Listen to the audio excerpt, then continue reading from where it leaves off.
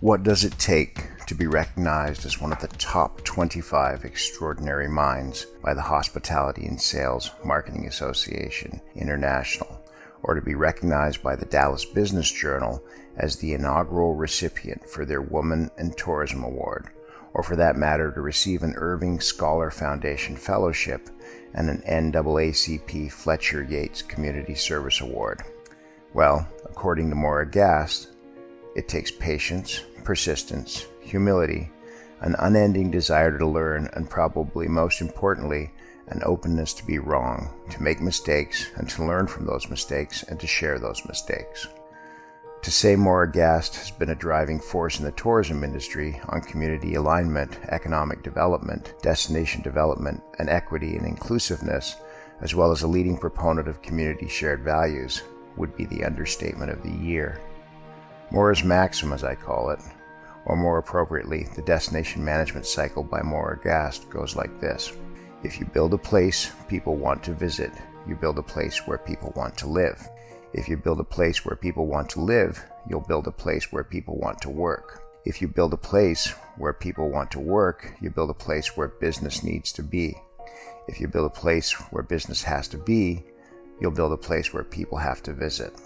Maura's maxim is echoed far and wide by leaders and learners in the industry, myself included, and our ongoing work on Destination International's Certified Destination Management Executive Program has literally changed how we look at tourism in our own communities and around the world. I'm so very happy to have my friend Maura Gast, Executive Director of Visit Irving, Texas, as a guest on the show today to talk about alignment, sustainable development, and the future of tourism. Good morning, Maura. How are you? Good morning, sir. How are you? I'm good. It's a lovely day up here in Toronto, Canada. What's it like down there in Irving? It is a blissfully mild July day. It is only going to be in the low 90s for a high today, and that's very, very exciting to us. The low 90s. Do you have dirt devils? No, not here. Not this part. You got to go a little bit west for those. That's near where I grew up, which is almost the center of the state. That's where you tend to see those kinds of things. They're the first time you see them as a non-Texan, they're pretty fascinating. Absolutely. So, absolutely. We got to mess with you guys in some ways, right? You sure do. All right. I have a question for you off the top. Okay. Your work is remarkable, and I'm going to say this without trying to be gratuitous or sycophantic, but you're an exceptional leader. And I think, that's a product of hard work and good thinking, but you pour yourself into things. I think you work at 110%. Here's the question. Why do you care so much about this industry? That is a hard question to start things off with, David. I think that's my MO always. And I think even the first jobs I had outside of this industry, that's just the way I've always done it. I don't know how to function any differently. I care because I think the industry's been so good to me. I've met so many incredible people. This job has been so good to me. I've been with this organization 29 years. I've been in this market for a lot more years than I ever thought. I moved here in 1986 with a different industry. Didn't think I was going to be in the Dallas area for more than 6 months. Here you go. I'm still here 3 industries later, but it's, the job's been good to me. The people have been good to me. And I feel like I want to keep giving because I've gotten so much. Well, and that giving piece is just really apparent. Everywhere I go, when we talk about sustainable development, or we talk about, the forces that are changing our industry and the models that we develop to address that, your name comes up. So you've shared so much over the past years. Your CDME work is legend. I mean, everybody has either sat in a class with you or watched a class with you or been recruited to be in a class. It's really remarkable. And for that, I know I speak literally on behalf of everyone, and say I just really want to thank you for that. I think it's so important that people like you help move the ball forward all the time. Well, I appreciate it, but I truly, every time I do one of those classes, I get so much out of it. I take notes. I'm bringing stuff back that I'm constantly, my staff does not like it when I've been away because there's no telling what I'm going to come back with. I think that's. You just learn so much from everybody in the room, always, regardless of the size of the room. You know, and I think that's part of it for me now, having been with this one organization for so long.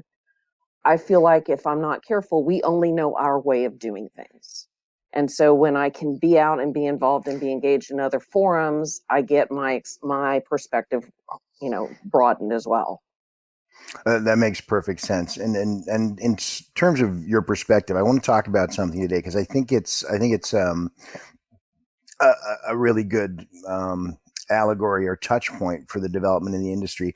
I'm fascinated with your convention center and how it came to be. Las Colinas, is that how I say it? Las Colinas, correct? That's Um, Spanish for the little hills, which if you could see the landscape around here, that would really confuse you even more because they're really little hills. the bump, Yeah, yes. it's a long speed bump. Well, Las Colinas is so thoroughly created and managed from strategy right through to execution. I think it's remarkable. We talked a few weeks ago, and you made a reference to the Chicago. Was it the World's Fair after the fire? Yep. Yeah. So talk to me about that as an inspiration there. Well, I think it's just, you know, a lot of the great development that has been done that we look for in our industry came out of a desire to reinvent. Some of it was a forced desire, Chicago after the fire. Some of it was, you know, rebuilding the inner cores of major urban downtowns after suburban flight. You know, a lot of the convention center projects and exhibition center projects have been done to reinvent and revitalize primarily urban cores. And I don't know that we all understand the timing. There's a reason, there's a lot of reasons things happen when they do, but I mean, most of the convention centers in this country came online late 50s, early 60s is when those things happened in major urban cores, and then happened again in the 70s and 80s. And you think about London's Canary Wharf, and you think about Baltimore, and you think about, you know, Chicago, and all of those things. That's been a pattern for decades and really over a century. So when you worked on the Las Colinas project, it reminds me of when I was talking to Bill Geist about Monona Terrace. I mean, he likes to say, you know, it took 7 years to actually construct it, but 50 years to build. Yeah, yeah. You Ours know, wasn't quite that long, thank God. so tell me about Las Colinas because it was a couple phases of stop start before it finally got built, wasn't it? Oh gosh, yes. So, and I think it's important to understand what Las Colinas is. So, if I can give that mini Yeah, history please. first within the context of Irving. So, Irving is in the middle of the Dallas-Fort Worth area. We are immediately adjacent to Dallas-Fort Worth Airport. So, Dallas-Fort Worth International Airport is our western border. About 7 miles from my office is Love Field, where Southwest Airlines flies. So, I have a great location.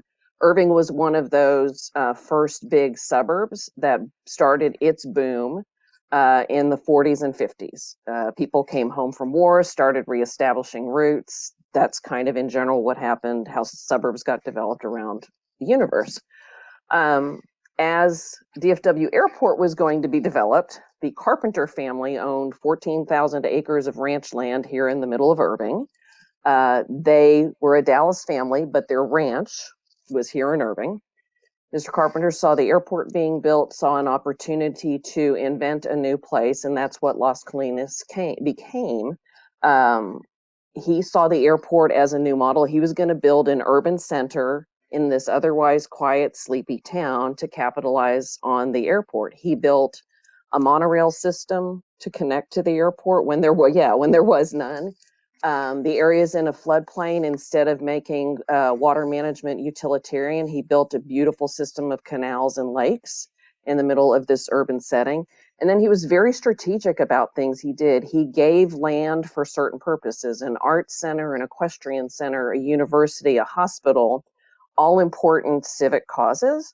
But where those land parcels were placed was done to protect the investment of this core of the urban center. He fought to get a highway put in place at a certain point to protect part of the development and to make sure part of the development wasn't encroached by other things. He buried power lines, which is kind of a really weird thing to think about, except that when you come here to this part of the area, you don't notice what you don't see, and what you don't see is big hulking power lines. And and it doesn't strike you that that's what you're not seeing. you just see broad and clean. He severely restricted signage, only monument signs. You don't see a lot of neon. You don't see certain things. There are granite curbs throughout the year. He had a very high set of standards. And when he created the development, there was a 2-page memo he wrote that is referred to in this area as the memo, which said, we're not building to meet a new standard. We're building to do something new, to define a new way of doing things, and we're not going to do it to be cheap.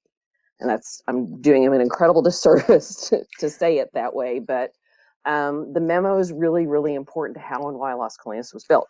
And so when it came time for us to pursue the development of a convention center, that process started in 1999.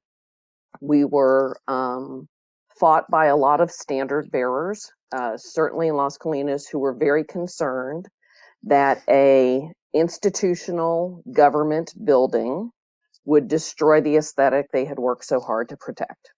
Sure. There was one point in that process where, and thankfully so much of this preceded social media, they sent one of their staff people out to a consumer event at a Dallas venue, at the trade market, I think, and had somebody, and it was like a gun and knife show or jewelry show. So lots of trailers of people coming in.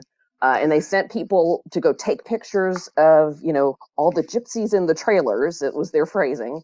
And then they went around to the various coffee groups in the community, which are how this community works its influence, and showed them what we were going to do. We were going to destroy the neighborhood by building something that was going to be institutional, and there's going to be all these trailers and blah, blah, blah, blah, blah, blah, blah. So we had some politics of that kind fighting us in version 1. We also had competing priorities fighting us in version 1, which was the desire to build a new stadium for the Dallas Cowboys. We had been the home of the stadium. We still were at that point in time. And if hotel tax was going to be used to build a convention center, there wouldn't be enough left to build. The concern was there wouldn't be enough left to build a stadium. So those two things were there from the get-go. And then we had 9/11 happen, which then created the economic excuse so we bought the land in November of 2001. We bought 40 acres in the middle of Las Colinas, and it ended up being the Las Colinas land because we brought dozens of clients in to do site surveys all over the city, including the stadium area. And ultimately they preferred the site where we are in Las Colinas. There were prettier sites in Las Colinas directly on the lake, one of the lakes here. But they picked this one because of the accessibility of the freeway system already in place. They felt that was very important for moving people in and out. Obviously it is. When you say we bought the land, who was the we at that point? We, the city, but we the CVB. Right. So we 40 acres of land we paid for it. We had we'd had to set aside a building fund for many years and had been putting a portion of our own funding aside to get this started. That had also had several stops and starts due to some other things that's not worth getting into. But sure. So my predecessor, a couple of people determined, and the board supported it, that what he wanted to build was a visitor center. And so land was purchased to build a visitor center, not something that would necessarily drive demand, something that was just going to service visitors who were coming here. And that land was actually purchased not in a freeway location, right. Not in all those other practical things that makes good sense for that, but the site was purchased for political reasons. Everybody was on board at the time. It didn't happen in a vacuum, but that kind of led to a bunch of other things unraveling, including ultimately the hotel community saying, we don't want to see money invested in bricks and mortar that doesn't drive demand. Makes sense. So that's how that successor eventually stepped down. New successor came in, who had the support of the board to move forward with a convention center. And so it was an interesting timing because the decision at that point was, we need to build a convention center. And so marching forward with that, that's where the Las Colinas politics, the stadium politics ultimately coincided. Not while he was there. It had started to bubble up, but he was smart and was getting out of the business in May of 2003 and did a great job in setting me up to ultimately become his successor, even though that was another battle that's another story for way another time that needs to involve a bar. a month after he was gone, I'm in the interim seat. We bring in the architects to finally roll out the schematic design of the project. We've had 4 different rounds of costing estimates done, et cetera, et cetera, et cetera. We've gotten through 9/11. We've bought 40 acres. Every vote we needed to get passed, we got passed at a 5-4 or 6-3, but we always had the votes.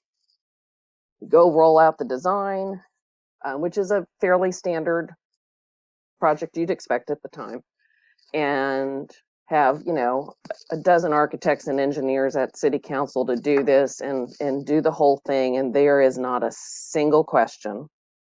It is crickets in the room. I am not smart enough at the time to figure out what's going on, but I mean, no questions. No, I like it. No, I don't like it. I mean, architecture is, everybody's got an opinion, right? No, can we make this color green? I mean, there was nothing. And within probably a couple of weeks after that, a series of votes started to unfold, in which the whole thing was dismantled and killed, all under the framework of the economics just aren't right now. And so we were put to bed. This would be the summer of 2003. And the direction was, and we're going to wait for 6 months of hotel tax recovery, and then we can revisit this. Right. November of 2004, our neighbors in Arlington held an election to build the Cowboys a new stadium. That decision was then taken care of for us. 2005, mid-2005, the market did start to recover. It was time to take a look at things again. And what we did this time was say we're going to start from scratch completely. Don't know if it still makes sense to build anything. Don't know if it still makes sense to build where we were going to build. There were a lot of things that had changed. .com boomed, busted since then. The Gaylord in nearby Grapevine had opened. There was just a lot that had changed. So we're going to clean slate. So you really, just a couple of quick points there. The 2001 to 2005 era is really important that we study that today, because when we look at recovery in this situation, people are wondering what the windows are on that. The windows are 9 and 10 years long. I mean, they really are to get back there. But I do want to drill into this. Especially when you think of the carnage that's happening right now. It's so completely different.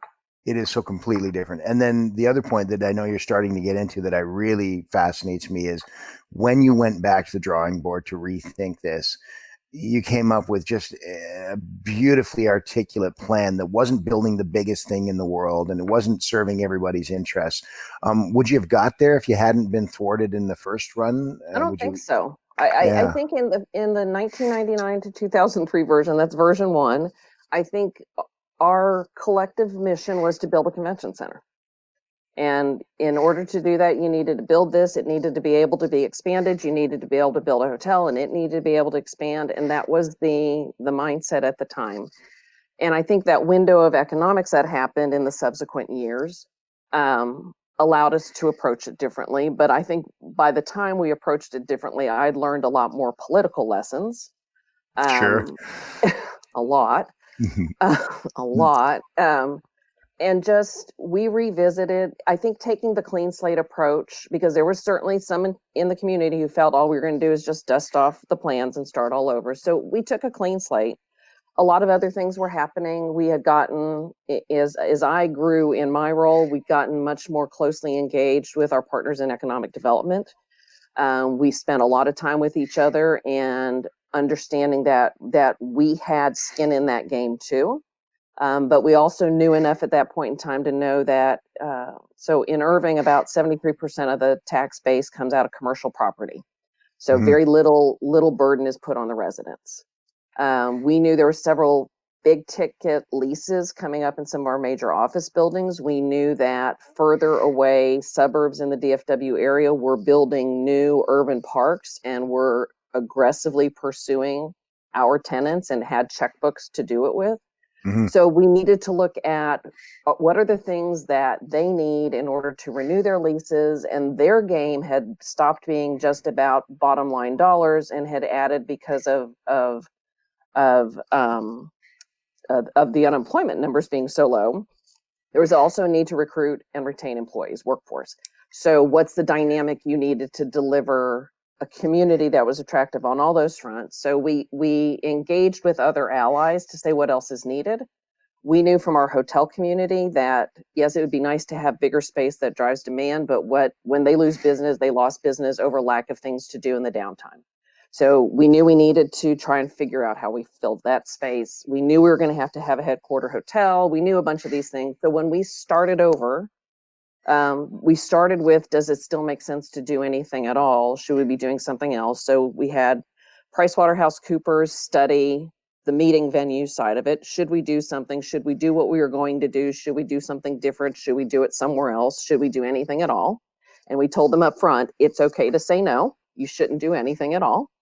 And then we had C.H. Johnson Consultant on the other side say, pretend we're not going to build a meeting venue. We have hotel tax to invest in something else that could drive visitor demand. What could it be? Wow.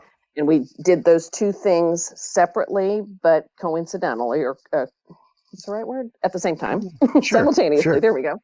There we go. And neither informed. There was a wall between, because neither was meant to drive the other. It was, what's the answer? Because we Good. also knew by that time, because of the movement of a transit line through Irving past our property, that we could probably put our 40 acres on the market and walk away and just go back to doing what we did for 30 years before, which was fill our hotels with events. Work with our hotels, we could do all that. So what came back was, yes, there's still an opportunity for you on the meeting side. It needs to be differently structured than you're going to do it before. It's smaller than you were going to do it before, but more flexible. The site you have is still the best site. On the other side of it, we looked at a number of things, but kept coming back to this idea of an entertainment district. At the same time, another developer had come forward with this idea for an entertainment district. And so a whole lot of pieces started gelling. Mm-hmm. So in 2006, we agreed that we should pursue all of these things on one site. That then took some time, but then we had private developers that have been in and out of this deal. We've had lawsuits that were in and out of this deal. We've had a whole lot of other adventures, but ultimately we sold the bonds for the convention center of January of 2009, which was not a great time in the market, as you might recall. Second recession, yep. Yeah. Which caused us to have to do some cost-saving things at that time. But because of all the other work we'd done on the front end the first time, the consumer studies, the client interviews, all of those kinds of things, we knew where we could make changes that weren't going to screw things up. And one of the things we didn't make changes, there were things like service corridors and back of the house. Sure. We took out an escalator. We took out a ginormous service elevator and placed it with two smaller ones. We cut a deck off the parking garage. We changed some of the finishes, but that's where we tried to concentrate so that we didn't screw things up with how the facility worked. The first partner we engaged in the process was the operator. So we, at that point in time, SMG, now ASM, we hired them through an RFP process before we hired architects, before we hired contractors, so that we had the operator engaged from the get-go to say yes, no. We had some adventures with the architects. When we first sent out the RFP for the architects, we did include Mr. Carpenter's memo in that RFP. Because by then we also knew the stadium was coming down, and we knew we needed to replace if we couldn't replace the emotional icon and the emotional identity that the community had built with the stadium, we at least needed to take a shot at replacing it architecturally. That was important to me. That was important to Las Colinas. There'd been some changes in leadership there, but there was still that, not sure if we trust you, but I had worked very hard to build a new relationship there, to say, I don't want something ugly either. I mean, this is, we want something that represents, we want something that keeps the value of this acreage where it needs to be. And let's talk about that. I mean, it is a beautiful structure. Anyone who's seen it is completely compelled with it. So you go through this process, and your perseverance in here is remarkable. I mean, you start by your own admission, a little green at the beginning, go through a process that thwarts what you're doing. You come back 3 years later, stronger and better than ever. Jump forward to today. You've got a really well turned out convention space that perfectly fits inside the city. Like Yes. you, as you said to me in a previous conversation, you didn't go bigger than you had to, and you actually had to fight battles on that front so that it didn't become, this the spillover venue for anything that took people. And you stayed true to the form, and you stayed true to the intention of the destination. Back when you were doing this, though, 2005, 2004, words like community shared values and stakeholder engagement. I mean, you're doing those things that will later become some of the most important things we need to do in tourism. They weren't called that back then, though, were they? No, I think it was community relations. It was trying to get it done. And ultimately, the 9 people that sit at the city council around the table who make the decisions are members of the community. They're not hoteliers. They're not in our industry. They're the ones at the coffee shop. They listen to the other people sitting around the tables at the coffee shop or Rotary or wherever it was at the time. And those were ultimately the people that needed to be convinced this was good and right. And the industry voice was never going to make that, Right. deliver that conviction. We needed the industry support. But if the community didn't buy in and didn't believe, and that's the City Hall community as much as it is the Las Colinas community, that we had their best interests at heart and the hotel's best interest at heart to the benefit of everybody else. Yeah, that was important for us to get it across the line. 9 people sitting around the city council table, at least 5 of them had to say yes. Yes, yeah. So when you talk about, its second iteration of this after you got shut down the first time, you talk about working with ECDEV. Now, 2004, 2005, ECDEV is actually just sort of beginning to come into its own as a city division. And since then, most cities in North America, Canada and the US both, have ECDEV offices. Yeah. And in a lot of cases, those ECDEV offices have sort of vaulted to the front position. And I often end up in a destination where I'm talking to an organization about its role and function. One of my first questions is, are you on the mayor's speed dial or is he on yours? And in most destination management situations, they say, well, sort of, not really. And then I say, do you think the ECDEV officer's on speed dial? And you know they are. So to be there in 2004 working with ECDEV, I mean, it's something, again, today, you, myself, Jack Johnson would say to anybody, you need to work with ECDEV. They need to work with us. I mean, they need us. They do. They do. But it's this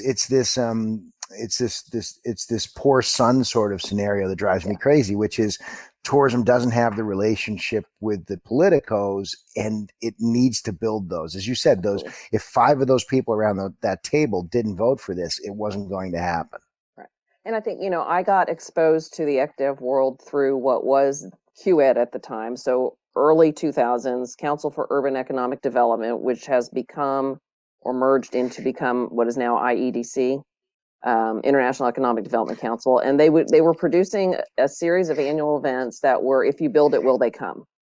And it was all about stadiums and convention centers.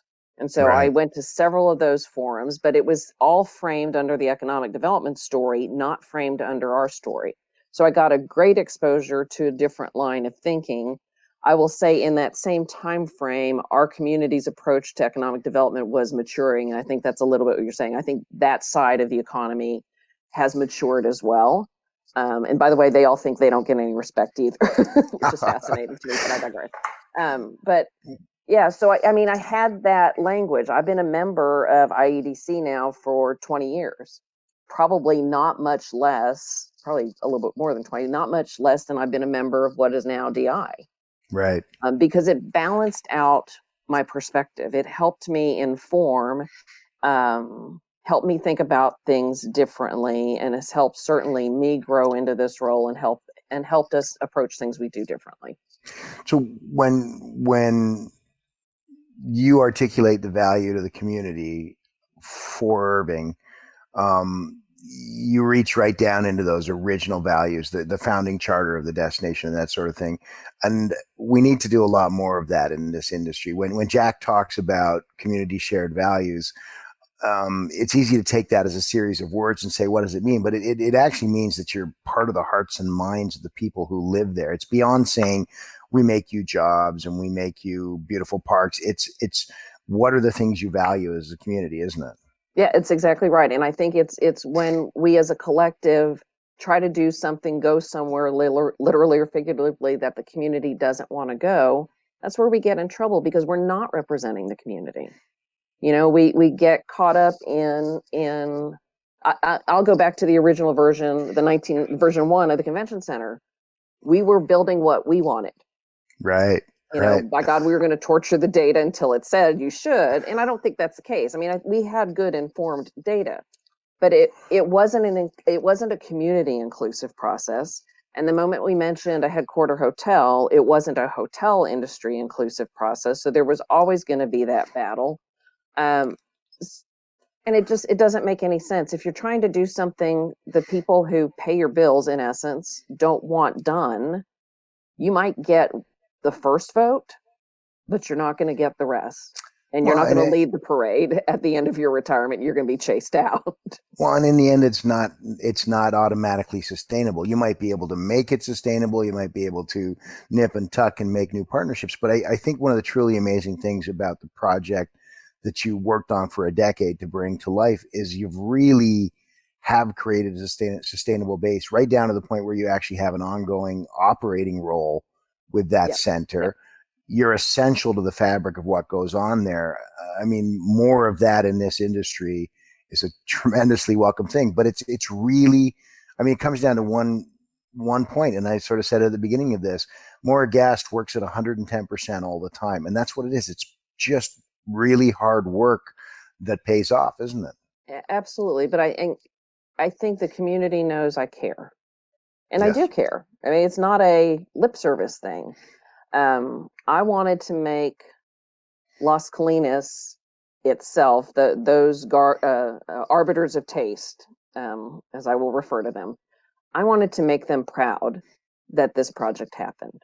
Mm-hmm. I wanted to also make the city of Irving proud that this project happened and how it happened, that people could feel pride and ownership in doing something and in doing it differently, especially architecturally, but more importantly, in doing it right. And we took a lot more time on the second version to get those pieces right. I needed our hotels, obviously, to be on board with it, which ultimately we did and we got. But part of that process in starting over was saying, okay, who fought us on the hotel in the first version? One was a hotel that's very near the site and said, we don't want you to build, we'll be your headquarter hotel. Okay, so Right. step one is let's put that deal together. Oh, you don't want to give me a room block. Okay, well, Right. that's not going to work then. Right. But that allowed me to then say, okay, I appreciate that you don't want it, but you're not willing to give me what we all agree and what every bit of data says has to happen. I have to have a room block, otherwise can't book groups.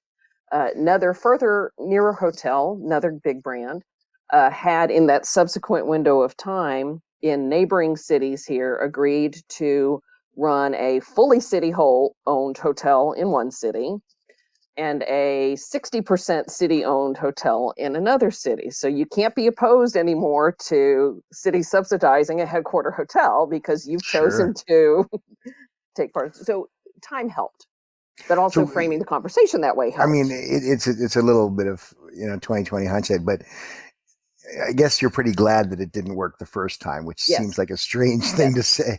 Yeah, I know, and it was horrible at the time. I mean, I was crushed. Yes. I can remember standing at that city council meeting that night as the votes were going down, standing at the podium. I'm sure if I could go back and look at the video, I am biting my bottom lip, trying to keep tears back and trying to Turning white. just yeah. okay, and I can remember writing a note that night to the staff and the board and just, I'd like to go back and read it today, but just because I think it was probably very good. We didn't get there, but we still have work to do, blah, blah, blah, blah, blah. But I was crushed. Yeah. I was crushed. Sure. But I think my ego, David, was as crushed that I didn't see it coming. Sure. As it happened. But and we all thought we had the votes every single time, and then we didn't. Was there a moment? Was there a moment then in the aftermath when you got over the hurt and you got over the frustration and the blind corners? You said, this can happen, but we're just going to have to work so much harder to make it happen. And I think that was the subconscious response to it, is that, and it wasn't we're going to go back and fight the decisions. I mean, the decisions, it was done. There was no undoing it, but it was Right. also, we're going to go back and keep doing what we were doing before. One of the big learning curves out of that was our board at the time was then mostly comprised of people who had put on the board, and the city council appoints our board. And the only thing they ever knew about us was we're trying to get a convention center built. And so when they didn't have that charge anymore, this was a lot of learning for me, like I said, at the time. They didn't know what to do with themselves. And so our board meetings, which had been all about getting a convention center built, became about, and we've published our check register for the board for a long time. We'd spend the board meeting picking apart the check register. Well, what's this one for? Well, what's this one for? Well, why do we do, and it devolved into that. And it finally, I'm not always quick on the uptake, but, several months into this, I'm like, what happened? You trusted us before. Now, you don't have anything else to talk about. And we went through a different kind of strategic planning process then and gave the board something to do. Wow. And gave them other things so that our boards became about, our meetings became about the board's strategic plan, of which, when the time was right, look at something again would be, but it wasn't the only thing, so that the board meetings were about other things. Well, isn't that interesting? I mean, the convention center event is so monumental that you think of it as the iceberg. Yeah. And then you realize, just like an iceberg, 90% of the other stuff is underneath. Yeah. So from the time in sort of early 2001, post 9/11, to the second run, what happened in the stakeholder engagement front? I mean, you changed your board model. You got more strategic with them. Didn't change the board model. The city council is still appointing our board members. Okay, go on. So it wasn't necessarily that, but we did shift into more strategic conversations with the board, which we'd had before, but this is all hindsight, right? But I realized the earlier versions of those strategic plans were about getting a convention center built. Right. And at some point in time, and this is it too, there's a point where the board's work stops and the staff's work starts. Our board is primarily civic people. They're not marketers, they're not salespeople, they're not tourism economy, visitor economy people. They are the guys from the coffee shop, the guys who have influence with those who have influence. And I'm using guys generically. Sure. Although they are mostly guys, but that's another story. But they needed something to do. They needed a purpose, and they didn't know what their purpose was anymore. And that probably was a 3 or 4 months down the road, aha, for me. And then so we re-engaged with strategic plan, and then we started working it. And we started being, thoughtful in our conversations with the community. Why didn't anybody understand we need to do this so we can generate more hotel room nights? Because nobody else owns a hotel. Right. Right. So, what's the data we have? How do we, and that's been part of it too for me, is we spent so long speaking in a language nobody understands as an industry. Right. And I think all of that, my opinion is all of that changed. It came into being when we lost our influence and we lost our way, when the hotel industry stopped being about hospitality and started becoming real estate asset management. And I think those things coincided, and our hoteliers had different demands on them, and that put different demands on us. And instead of talking about things that mattered to the community, Detroit, 1896, that language, we started talking about things that only mattered to a very small and very transient sector of the community. Sure. And we weren't speaking the language of the community anymore. We weren't talking about things that mattered to the community anymore, which were our stuff too. I mean, community safety is important to us. It's important to our travelers. So when did the new version hit its stride and become sort of an Irving cultural phenomenon? Was it before it was built? Was it after? How does that work?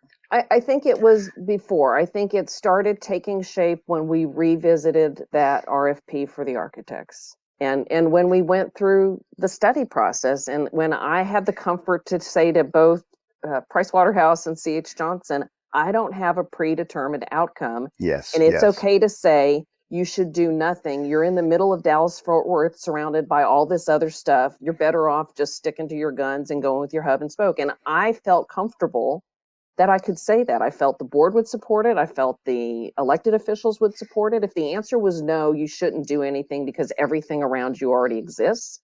And I was good with that. And I really was good with that. I don't know why I was good with that, but I was perfectly comfortable if that was going to be the answer. Because Maura Gast you were prepared to hear the truth. Yes. And that really, that did mess up some of the people we worked with who were like, no, really, what do you, no, I really don't have, Yep. I don't care what the answer is. Yes. I don't. Well, My and life is a whole lot easier if we didn't do any of this stuff. well, and convention centers become lightning rods for interest, and sometimes in the middle of it, you're tremendously hard pressed to figure out where the real north is on this one. So I think of an analogous situation in Canada, working with a group who so badly wanted a convention center that they were prepared to engage any research that would help them get there. And finally, similar to your situation, one of the researchers I respected the most came back and said, I'm going to tell you what you don't want to hear, which is this destination is about to try and build a convention center in an area that has an absolute glut of convention centers, north, south, east, and west. It's all municipally funded, and it's all empty 80% of the time.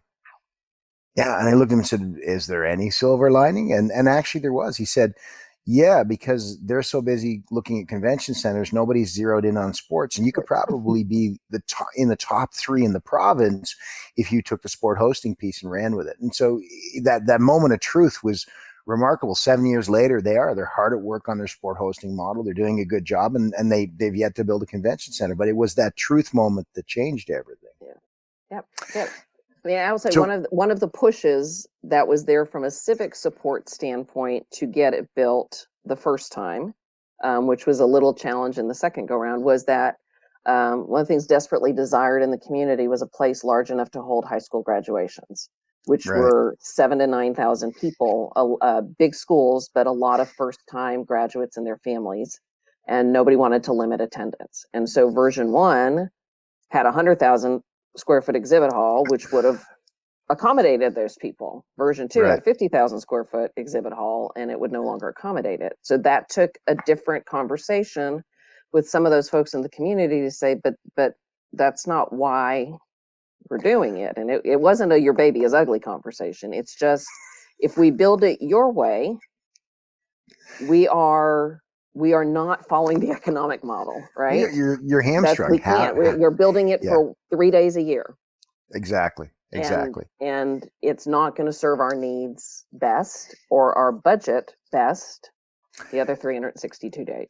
And I think that's the part that I'm most impressed with your model, and the one that I wanted to share the most today, which is it's purpose built to an economic model that makes sense, and not just simply the bigger it is, we can fit everything in there. And I think that's just the most remarkably astute position to take, and a hard one to necessarily float, when it's so much easier to say to everybody, sure, what do you want? And I think that's really made a difference here in this case. The architects on this one, I'll throw a picture up on the blog post with this. Who were the architects? So Hillier Architecture, Hillier, out of Princeton, New Jersey, and in particular Barbara Hillier. And there is a funny story to that as well, because they were not our first choice. So when we went out for the RFPs, we went out for 4 different RFPs with our partners at the time. One for a site plan, an architect to do the site plan for the 40 acres, one for the hotel, one for the entertainment project, and one for the convention center. First one signed was Hillier for the site planning because of other work they'd done. The hotel had engaged its own architect. The entertainment venue folks had engaged their own architect. We had engaged one of the more typical firms to do the convention center, but couldn't get across the finish line with the city's contract. So the city has very specific requirements in its contract. This firm felt like those requirements were overkill. After all, they're part of the American Institute of Architects. Of course, they're going to do certain things certain ways. And the city wouldn't budge, and the firm wouldn't budge. So we went back and looked at Hillier's work elsewhere. They'd done some beautiful hotels and just said, they're already in, let's go. Wow. And that's how we ended up. But I also think that's how we ended up with the building we ended up with. It's funny because I'm still in touch with people from the original selected firm. And they're just like, if we'd have known, you would have let us build something like that, And I don't know, we didn't know that. First time Barbara showed me the drawings and her first sketches of it, she'd wrapped each layer of the building in like weird jarring wrapping paper prints, so that made it even. I'm like, I am never going to get this past the arbiters of taste, This is going to be my death knell. And I can remember the first time showing it to those folks at the Las Colinas Association, just going, this is going to hurt. This is going to hurt. And them saying, we love it, but there's no way this is ever going to get built. The city's going to find a way to screw it up. Wow. I like motivation. And There that it is. became important to me to make sure we didn't screw it up. Okay, Maura Gast, you and I could talk forever. Yes, We are 30 minutes beyond any conversation I've had, and I would like to go for 30 more. But I do want to round it out here and say this. In this time we're currently in, a lot of destination organizations find themselves really hamstrung, especially when it comes to what's their role and function in a marketing sense. We have incredibly low we have incredibly low influences. Sorry, we have incredibly low demand based on influences outside our control. We're all in COVID-19. The traveling public can't travel and won't. The destination only has X amount of capacity to deliver services. Many of our things are shuttered. The question came up in the Southeastern Tourism Summit yesterday. What do we do as marketers? And my thoughts there were this: when you're inside and you can't work the fields, then you have to fix harness and you have to mend fences and you have to do things like that. The community engagement piece in particular is one that's front and center for me. And my thoughts to the graduating class were this: there's never been a better time to work with stakeholders. They are in desperate need of your help. You can make a huge impact with just small things you do with them. And I mean, similarly in this industry, I'm seeing the big firms, the consulting firms, the research firms saying the same thing. We're here to help destinations. As we round this one out today, talk to me about, share with all of us, what can we be doing as destination organizations in this low ebb time as we get ready to recover? Yeah, I think, David, you just nailed it. This is the harness. This is those times. This is the mending of fences. So if you didn't have those relationships before, now's the time. If you're allowed to go to your Rotary or Kiwanis Club meetings, now is the time to do that again, if you can. Now is the time to reconnect on whatever the civic priorities are on your community. It's not about check writing. It's about being seen and being seen caring. Everybody is feeling our pain. The pain is not unique to us. We're feeling it differently. We were forced to shut down. But the things that we've talked about for so long, certainly in Irving, about, the strength of our restaurants has always relied greatly on visitor spending, primarily corporate travelers. We've spent a lot of our messaging right now saying, let's keep our restaurants going so that they're there when our travelers come back, when our office tenants come back. So we spent a lot of time talking about restaurants, but we've been the voice doing that. And it's been, we've had shelf space, if you will, because there's so little other clutter in the local market at this point. I've been at more Rotary meetings in the last 4 months that I've been able to be at probably collectively in the last 4 years, because I just can't do it anymore. But when I'm sitting at home and all I have to do is dial into Zoom to get there, I can get to more of them. Right. Yes. So I need to make the time to do that. And I think we also have to take some time to talk about the stuff we don't, we're so used to selling good news. And when we come to deliver a report to the city council, or we're making one of those civic stump speech, we're just talking nothing but good news. And I think we have an opportunity here to talk about how personal to everyone else our particular pain is, and to talk about the housekeepers who aren't working, and their favorite bartender who is now in a restaurant with 25% capacity. So be sure to tip, and tip well. And converse, I said this in a call last week. It's like, whoever thought safety was going to be the new sexy? That's our new, this is now what we're talking. Everybody wants to know what our cleaning protocols are going to be. So I need to understand what the flipping Clorox 360 sanitizing equipment does. But it's important for people to understand that. And one of the first, early on in this, when we still didn't know how terrible it was going to be, I was at the city council 2 weeks into giving an update, and it was, I had shared with whoever I was talking with my realization as I rode in the elevator going back to work two weeks prior, as we were having to shut down an event, and I'm riding with one of my favorite housekeepers, and it dawns on me, she's not going to have any work. Mm-hmm. for quite some time to come. And she's a young mother and she needs work. She works 2 or 3 jobs as it is. And and I shared that realization. Our half of our convention center staff is furloughed, our ops folks, our food and beverage folks, all these folks that are part of, many of them have become part of the community's family because most of the community's events now happen here. They know Charles, the banquet manager. They know Joe, the bar manager. I mean, making those things very real and very human has been important. I got the dearest note from the head of one of our funeral homes afterwards. And I got it about a month afterward because I hadn't been in the office.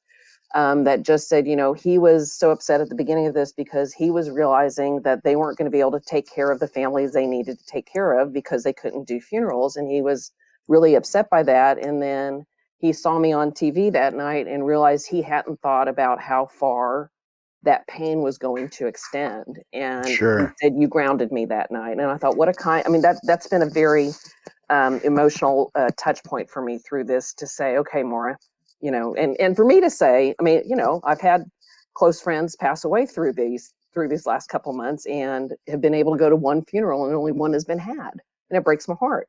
This is not a playbook, this is not anything you just go to chapter 12, page 347 of how to deal with, because it's so transcendent and not in a good way. And it's been compounded by social media and politics and all this other garbage. So trying to stay focused on what matters, trying to stay focused, trying to stay in the moments I can stay in the moment, and trying to give our staff permission to do the same. Well, I think you and Jack are two of the biggest proponents of this point, which is community engagement is not a campaign.